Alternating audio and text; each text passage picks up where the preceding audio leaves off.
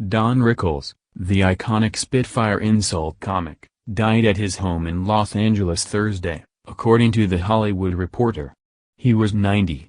The cause of death was kidney failure, according to on Thursday. Tributes from countless comics and actors began flooding in.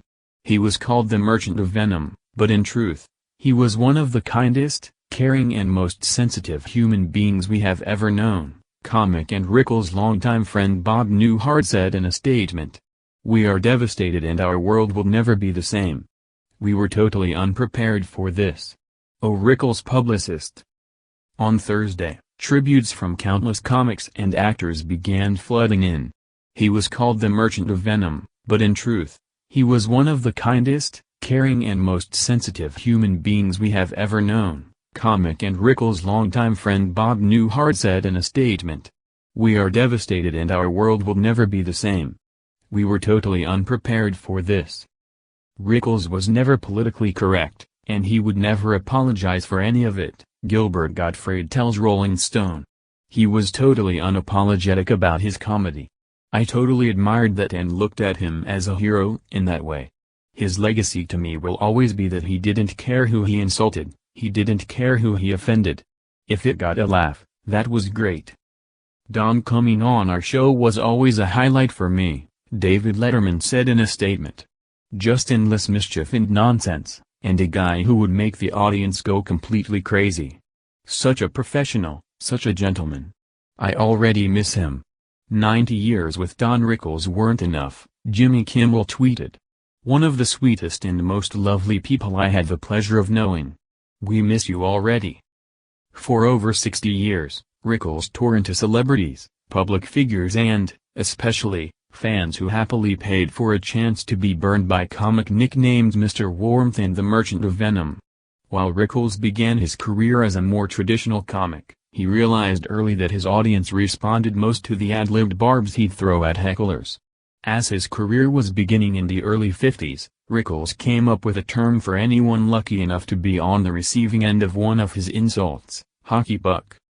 That same decade, Rickles got his big break in show business, fittingly after insulting Frank Sinatra at a Miami Beach nightclub.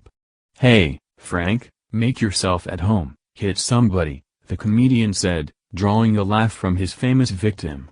Sinatra became a fast fan and helped Rickles land his first gig in Las Vegas where he'd remain a headliner throughout his career. He remained close to Sinatra as well. In 1985, when Ronald Reagan asked the crooner to perform at his second inaugural ball, Sinatra demanded Rickles perform as well. "It's a big treat for me to fly all the way from California to be here for this kind of money," Rickles cracked to the president, before dropping his mic and rubbing his face in shame. Rickles was a relentless touring stand-up and was on the road with Regis Philbin as recently as last year. He was also a favorite late-night TV guest, regularly visiting Johnny Carson's Tonight Show and The Late Show with David Letterman. However, the comedian also amassed numerous credits in film and TV. From 1976 to 1978, he starred in his own NBC series, CPO Sharky, in which he played a cantankerous Navy officer, while he was a regular guest star on countless programs from The Twilight Zone to The Beverly Hillbillies to The Bernie Mac Show. Among his various film credits, Rickles appeared in Casino and memorably voiced Mr. Potato Head in the Toy Story franchise.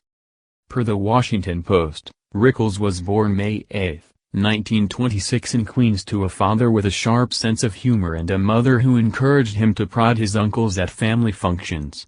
After a stint in the Navy, Rickles studied acting at the American Academy of Dramatic Arts. But he struggled to find work, selling used cars and life insurance to pay the bills, and ultimately turning to comedy as something of a last resort.